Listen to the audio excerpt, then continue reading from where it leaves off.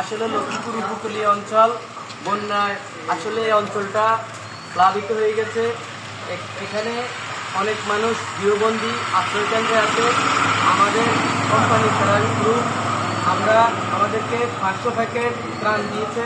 আমরা যাহা বিভিন্ন সংগঠনকে আমি আমার মাধ্যমে পৌঁছাই দিতেছি। ওনাদের এলাকার আমরা তো আর আসলে সব জায়গায় যাইতে পারতেছি না।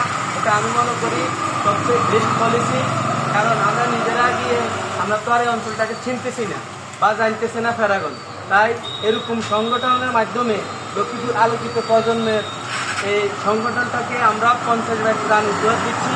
ওনারা নিয়ে ওনাদের এলাকার দুর্গত বন্যা কবলিত এলাকাতে প্রত্যেকটা মানুষের ওনাদের যতগুলো কার্যক্রম দেখেছি আমি সবগুলো কার্যক্রমে কম বেশি উপস্থিত ছিলাম, এবং এত সুন্দর কার্যক্রম আসলে অন্যান্য সংগঠনের মধ্যে আমি পাই নাই। যে কারণে আসলে আমি চিন্তা করছি এই সংগঠনকে, তারপরে আমি আমার হাসুন্দি আলোকিত প্রজন্ম একটা আছে, তারপরে হাসুন্দি ওই যে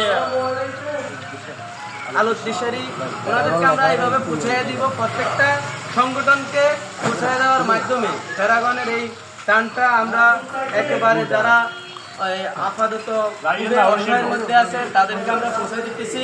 ইনশাল্লাহ দোয়া করবেন ফেরাগন গ্রুপের জন্য। সালামু আলাইকুম।